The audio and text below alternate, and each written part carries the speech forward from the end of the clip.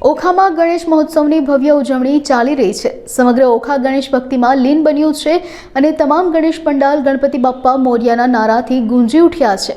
ત્યારે ગણેશ મહોત્સવના 7મા દિવસે ઓખાના દરિયા કિનારે બિરાજતા સમંદરકા રાજા ગણેશને ફળો અને સૂકા મેવાનો ભવ્ય અન્નકૂટ ધરાવવામાં આવ્યો હતો।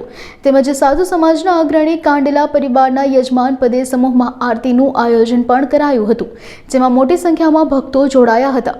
તેમજ સિદ્ધિવિનાયક ગણેશ સાથે બિરાજતા વિઘ્ન વિનાશક કષ્ટભંજન દેવ હનુમાનજીના વિશેષ શૃંગાર દર્શન પણ યોજાયા હતા, જેનો લાભ અનેક શ્રદ્ધાળુઓએ લીધો હતો।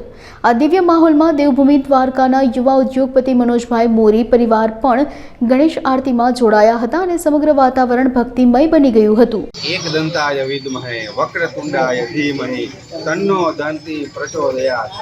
गणपतिना जे महान अवसर ઉપર આજે પરિવર્તિની એકાદશી અને આપ નિહાળી રહ્યા છો પરિવર્તિની એકાદશીના ભવ્યથી ભવ્ય દિવસે ઓખામાં જે પૌરાણિક મંદિર કહી શકાય એવું સિદ્ધિવિનાયક મંદિરની અંદર એકાદશીના દિવસે આ ફ્રૂટ સૂકો મેવો અને જે પેડા બરફીનું જે ભવ્યાથી ભવ્ય જે અણકોટનું આયોજન કરવામાં આવેલું છે અને એમાં ઓખાની જે ભાવિક જનતાએ દર્શન કરી અને ધન્યતા અનુભવી છે।